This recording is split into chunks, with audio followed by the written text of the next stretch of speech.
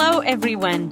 Thank you so much for joining us today. Welcome to Let's Have Renaissance, a podcast about writing, editing, publishing, literature, the arts, and more.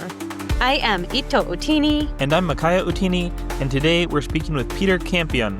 Peter is a poet, a Pushcart Prize winner, a professor at the University of Minnesota, executive editor of Unbound Press, and editor-in-chief of the literary magazine Revel. We're excited to be with him today.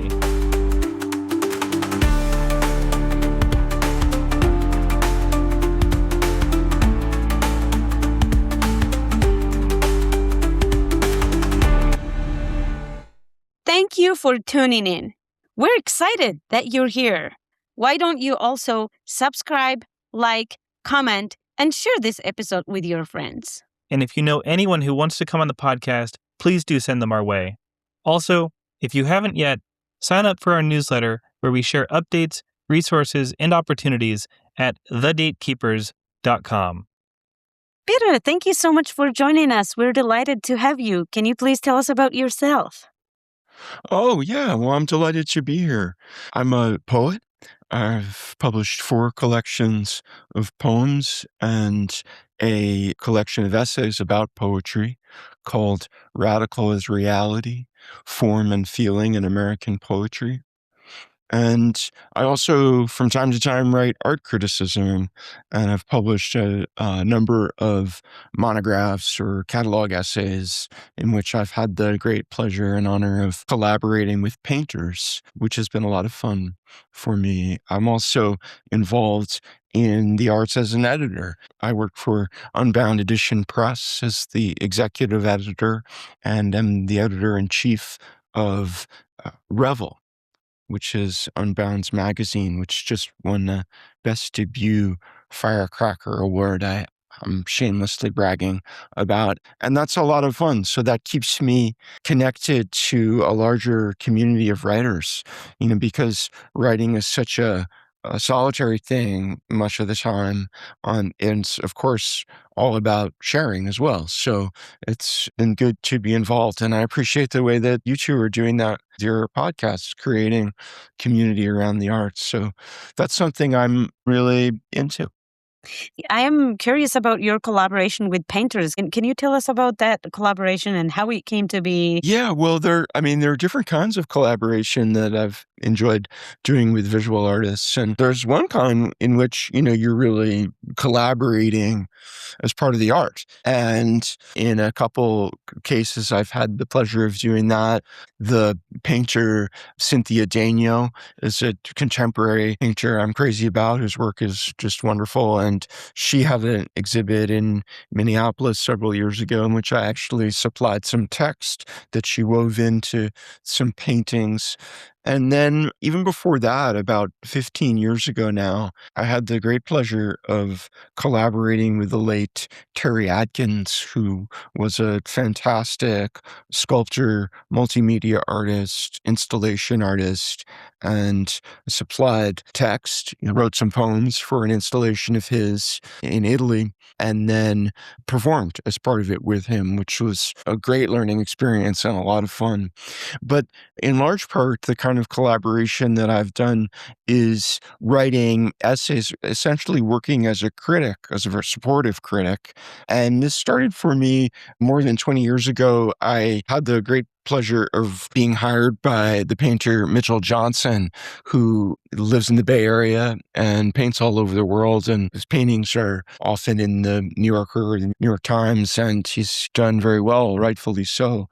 And at this point, he was putting together publishing a first book of his, a kind of retrospective of his work up until that time. He published some catalogs, some sort of smaller booklets, and wanted a real essay that attended to the paintings. So it was wonderful because I have always loved painting and had at that point written about it a little bit. I think I'd reviewed some books about painting and maybe published an essay or two.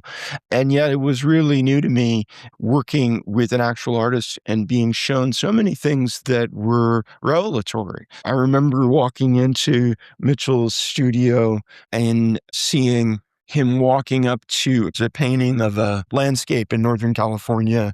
It had a barn and a junker truck on a bluff and some sequoia trees. And it was semi-abstract. So there were these identifiable shapes and also just shape and color. And it looked done to me. I mean, it was such an amazing painting. It still is. And I remember he didn't seem satisfied. He picked up a bowl in which there were all these tiny circles that had been made with a hole punch, like they were the holes of a hole punch. And yet they were made with different colored paper, with construction paper. And what he would do is sort of lick his finger and pick one up and then put it on a certain shape in the canvas that hadn't yet done what he wanted it to do, and see how the color contrast would work. Because as he explained to me, if one color only gets its identity from another, and it changes based on what it's next to. And it was, I believe, the roof of a barn. And he really wanted this kind of rectangle to, as he said, it pop, to be as vivacious as possible and add something unexpected, a little jolt to the composition. That was a revelation to me. I mean, I just didn't know about those things in such detail, but it also reflected back on my writing. And I remember that day leaving his studio and driving across the San Mateo Bridge there in the Bay Area. And it was a regular gray day, but a landscaping truck passed and there was like a coil of orange garden hose on the back. And suddenly the brilliance of that color against the gray of the San Leandro Mountains and the rain in the distance just seemed so incredibly moving. And obviously I just had a lesson in how to feel that. And then I suddenly started to think, like, words can be like this, can't they? Like those little dots or that little, detail of the garden hose, like even the or articles, which are the most ordinary words in the world, could in the right place carry energy, carry flavor, color, and suddenly set themselves off against other words. So that was a revelation. And then the other way that it's been good for me to collaborate with artists is simply having a chance to write prose is really good, I think, for poets. The day-to-day work of writing clear sentences seems like day-to-day work. It's actually really hard. And finding out what you can do with a sentence, with a phrase, how the voice brings a reader in, how the voice can change and suggest dynamic movement within what it is that you're saying, just using all the resources of the language, having a chance to do that, also being held to some parameters is probably good for poets starting out because they're working usually with such imaginative, creative surprise and out of the ordinary methods. And learning how to do the actual carpentry and to do it well enough that it becomes at least a very good craft, if not an art, I think is invaluable for poets. So that's also been a great benefit of that kind of writing for me. And how about your book, Radical as Reality? Can you talk about that project and what your vision was for it? Yeah, it was a book that I wrote over 15 years. I had started out not only writing about visual art, but also about poetry and reviewing poetry for places like Poetry Magazine and Harvard Review and the New York Times. And I've done that for years and then written essays as well, using that experience to talk about broader topics within the art.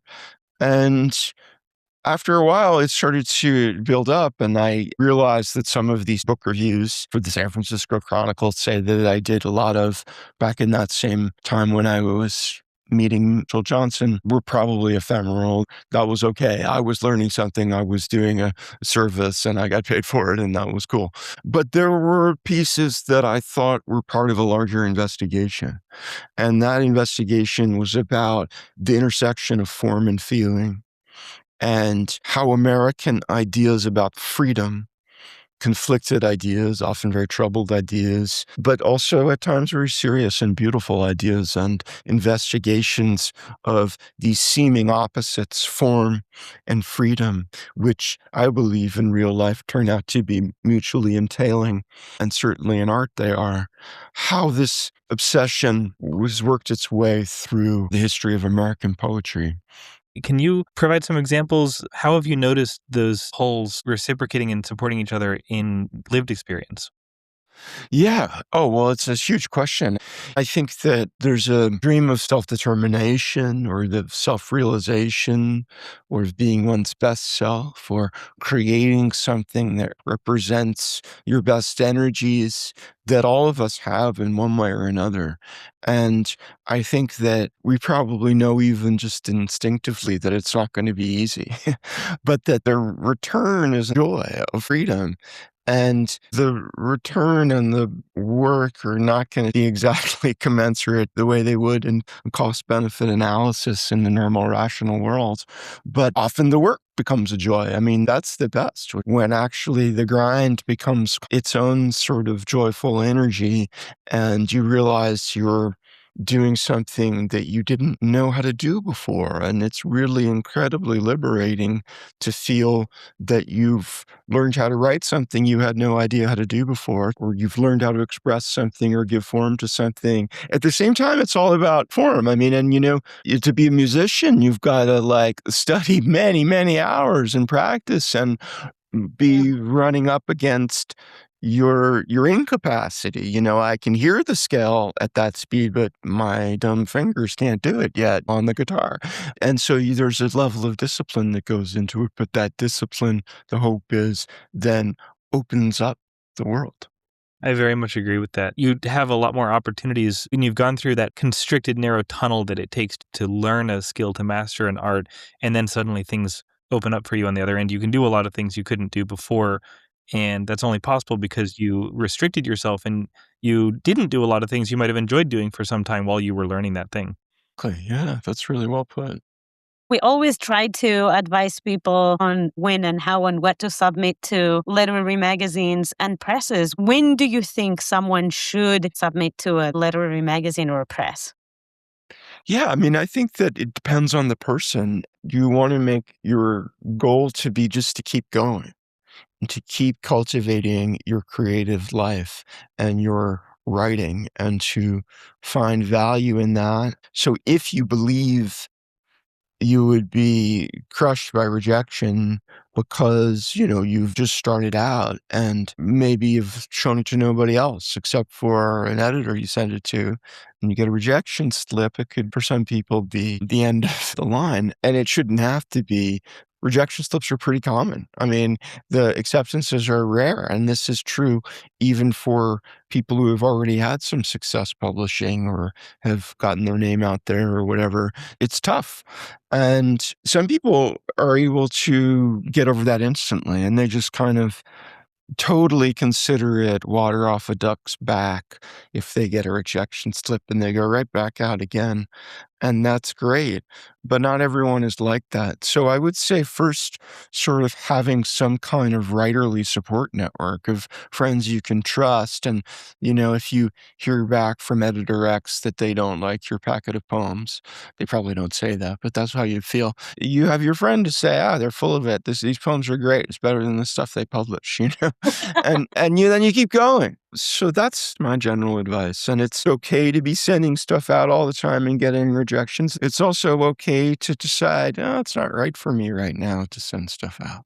Do you ever get angry replies to Oh rejection? my gosh, sure. Yeah. And when I was doing more book reviews, I would really get them. They're kind of funny and pathetic. And, I mean, I can understand. I've felt very angry in the past too, bummed out, but it's certainly not helpful to send those. But I'll tell you, as a book reviewer, I would get them too. And like even people would start trying to call the office at my work. And there was a secretary at one of the jobs I had who had to, Oh, who wow. I'm very grateful to for her screening skills.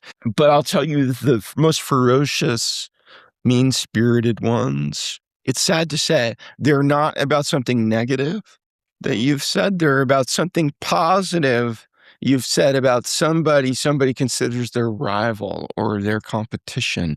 And this most often happens with translation, I've found. That if you're Interesting. writing about translation, it's interesting, because translation, of course, is essentially, even the best translation is in some respect a failure.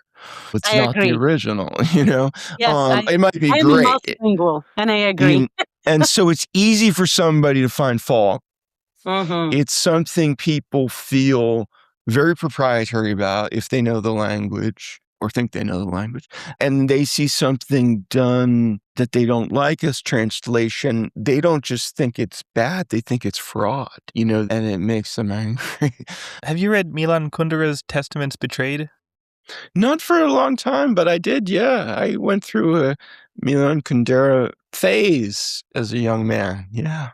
I was just thinking of it because he became so proprietary about the translations of his Yeah. work that he was so frustrated by people, in his opinion, mistranslating it. And he spoke and read many languages. And he went on a campaign in the later part of his life where he went and I think he actually managed to get a bunch of the translations of his work in the languages that he could read withdrawn because he didn't like how they'd been translated. Oh. And he didn't read all of the languages that his books have been translated into, but he was so frustrated by people choosing synonyms for the word that is the closest cognate instead of choosing the closest cognate, or it just...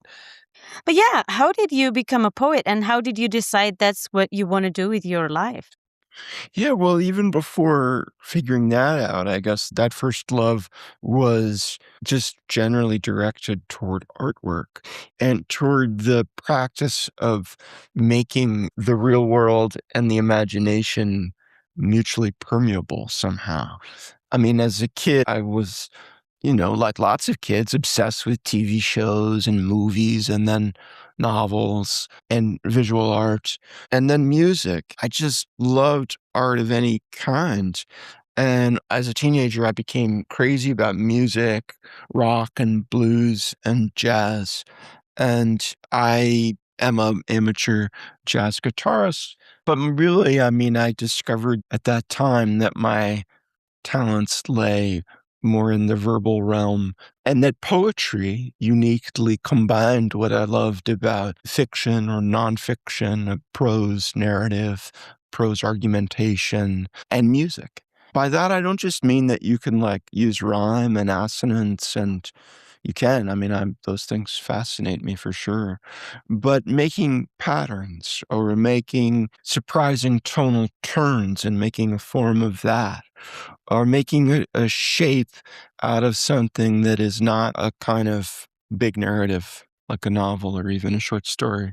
So the formal resources of the line and the phrase and of rhythm and sentence structure and sentence dynamics. How long is one sentence compared to another? Where does the verb come? Where does the quality of the diction change? And how does that create tonal depth and dimension? All these things began to fascinate me. I didn't have really all the words for them. So in high school, I started to write poems in a notebook, and I maybe showed them to two friends.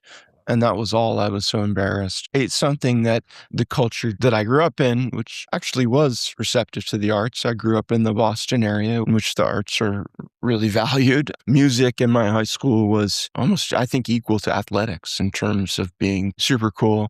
And yet still writing poems seemed like a sort of embarrassing thing, like getting naked in public or something. And I kept it very private. And not until college and grad school did I really share poems with people and get through workshops and classes and friendships and other writers who were generous enough to spend some time with me and look over some work, getting really good advice. Do you ever collaborate with musicians or just with artists at this point?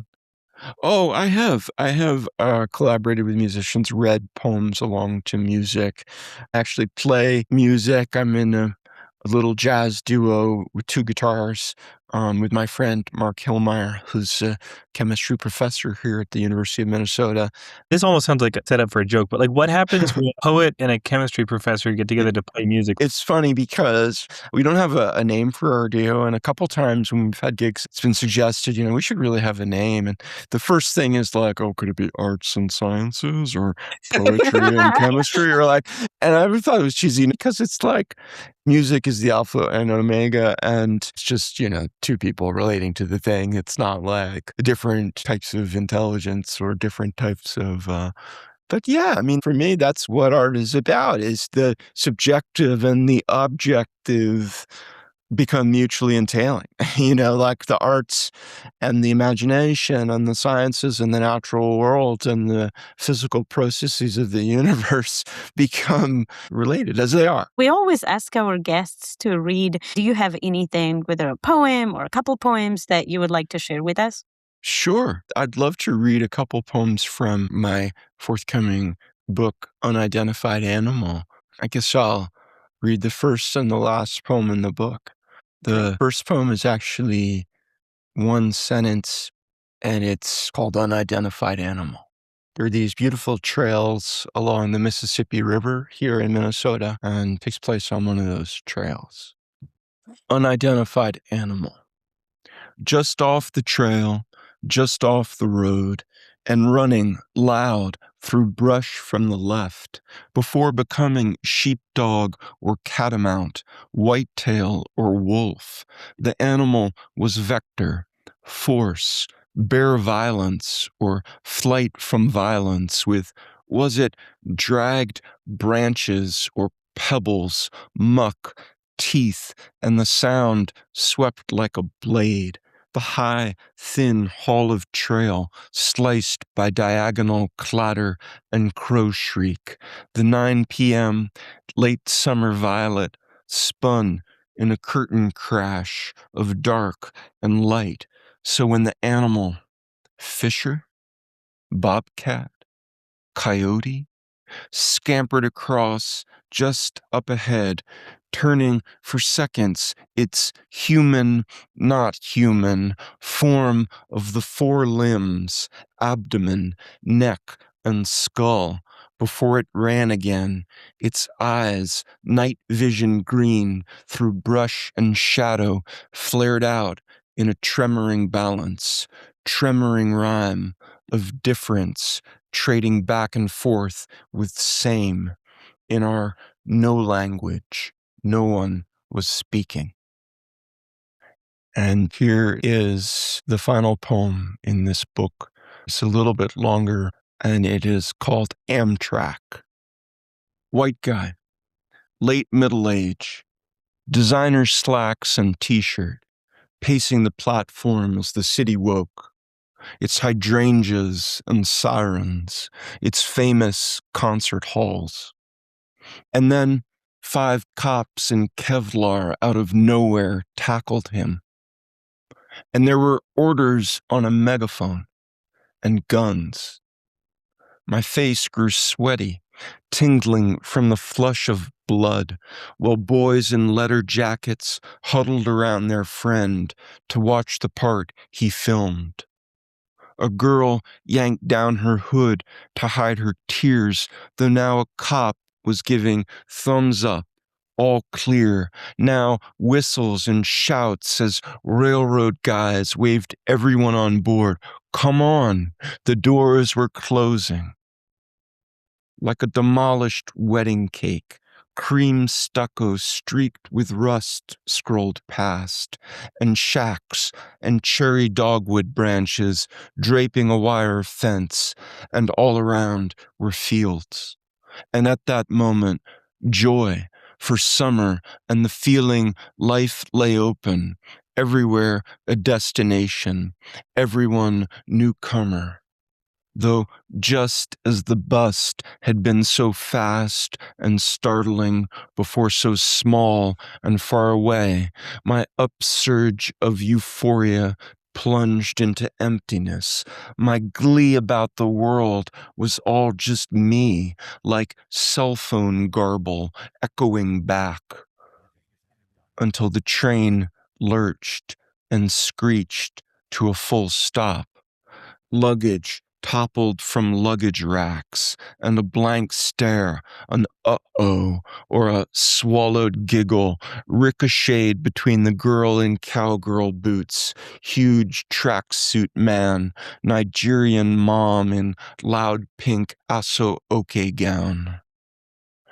This happened years ago, And still, sometimes in dreams or traffic or video conference, blah, blah, comes the almost but not quite relief, the tremulous alertness lingering between passengers as the train gained speed again, as if everything, all love and grief and rote routine and dumb unknowing, came down to a quaver of windows throbbing past, but still in place. New towns, new people getting on, and others going. And for moments, the actual ride returns. Tight shimmies down the narrow corridors of sleeper cars, upholstery smell of ancient cigarettes. A woman says to someone about who knows what, "It's not the movies when that happens, it's your body." She flicks a sugar packet with her fingernail. At the same time, it's the movies. If your muscle memory leaves you way behind, you're watching you. The sky grows dark. Some doze beneath their coats like husks. With impressive speed, the pages of a mystery fan to the end. Out there, beneath the mountains, a hanging web of terraced silver threads, like a castle, a huge industrial plant or oil refinery fires the distance. Clusters of little swiveling beams are headlamps. People at work so late into night. That was great. Yeah, thank you. Thank you. Thank you. I really appreciate it. All right. Thanks, Peter. Thanks, you two. I love your podcast. Stay in touch. Thank you. Likewise. Likewise. Take care.